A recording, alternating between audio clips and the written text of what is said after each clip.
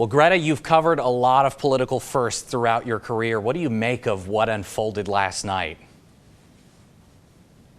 Well, Lane, just like everybody else, I mean, I'd never seen anything like it. It was a brawl. It wasn't a debate, but a brawl. You know, both sides were fighting with each other, saying some provocative things, insulting each other. I don't think independents and undecideds who were tuning in to try to figure out who to vote for got any information about policy. What they saw was a brawl. And, you know, I think overall it was quite disappointing. Although people expected fireworks, I think it was more than we expected. Now, both campaigns have said they do expect to participate in the future debates. And just this afternoon, the Commission on Presidential Debates announced structure changes to future debate formats to avoid a repeat of what unfolded last night. Now, we don't know what those changes will be just yet. What do you imagine could help that process go more smoothly? You know, I've read that they're going to make changes, but think about this.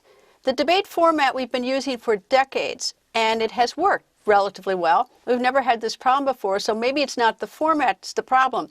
I think that one of the issues we should think about are the questions we ask. The first question out of the gate was to provoke a fight. It was, why are you right in the argument you make about Judge Barrett, and why is the other guy wrong, and vice versa. So it's like it was designed to create tension. It wasn't sort of a very general question like, you know, what will you do if you're elected president or re-elected? What will you do about infrastructure, jobs, or manufacturing? The first question was designed to provoke a fight, and that's exactly what we got. We got a fight, and once you have a problem, a fight between two people, it's really hard to turn the temperature down. So I'm not so sure that we can blame this on format. Obviously, we have very colorful people on Republican running for president, President Trump, and he's been, you know, insulting, but Vice President Biden came right back calling him a clown. But I don't think that's the particular problem. I think we should also look at, you know, how do we conduct these? What questions do we ask? Are they designed to provoke a fight, because we got it, or are they designed to provoke information, person's policy, what the person's going to do for America? So I would start there by looking at the questions we ask.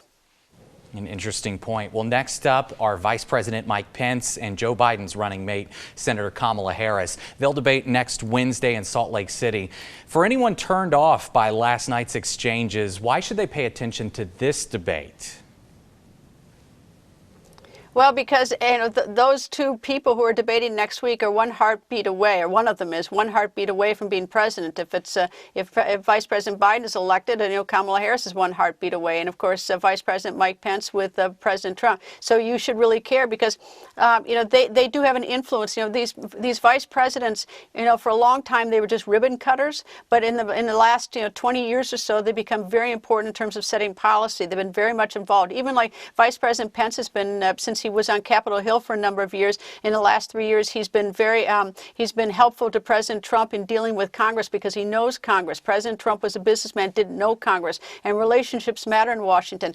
Senator Kamala Harris likewise has a lot of relationships on Capitol Hill. So, it does matter because one of these two could end up being president. We hope that doesn't happen, that we lose a president in office, but, it is theoretically possible. Plus, Kamala Harris, look, if Vice President Biden doesn't win, Kamala Harris really sort of is, the front runner for the Democratic nomination in 2024.